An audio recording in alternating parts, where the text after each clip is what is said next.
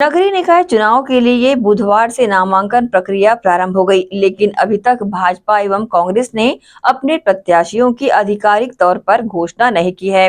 इसे लेकर प्रदेश के डिप्टी सीएम अरुण साव ने कहा कि नगरीय निकायों के लिए आज से नामांकन प्रक्रिया शुरू हो गई है। लोगों में चुनाव को लेकर भारी उत्सुकता है। शहर की जनता विकास के लिए व्याकुल है, जन सुविधाओं के लिए व्याकुल है।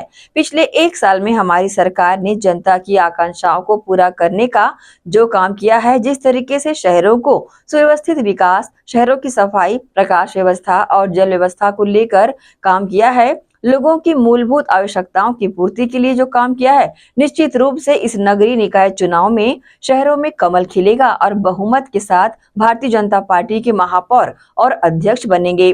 डिप्टी सीएम साव ने कांग्रेस पर हमला बोलते हुए कहा कि आम जनता कांग्रेसियों के आपसी झगड़े का आनंद ले रही है।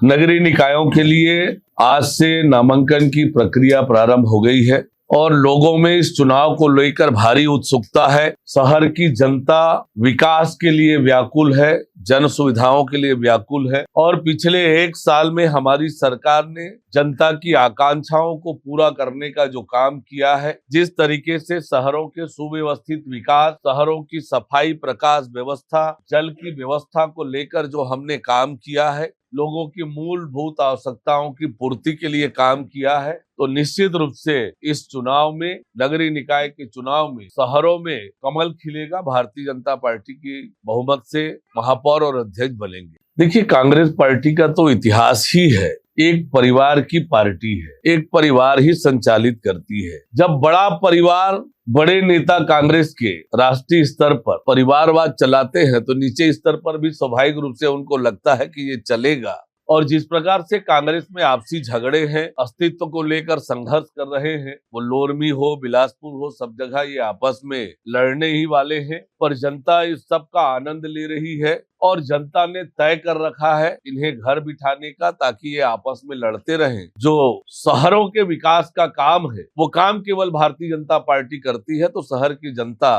विकास के लिए भारतीय जनता पार्टी को चुनेगी। जहां तक भारतीय जनता पार्टी की बात है, संभाग स्तर की बैठकें संपन्न हो गई है। आज जिले की चयन समिति की बैठकें हैं और कल संभाग की चयन समिति की बैठकें हैं। तो समय पर प्रत्याशियों की चयन भारतीय जनता पार्टी कर लेगी और समय पर सभी घोषित प्रत्याशियों के नामांकन हो जाएंगे।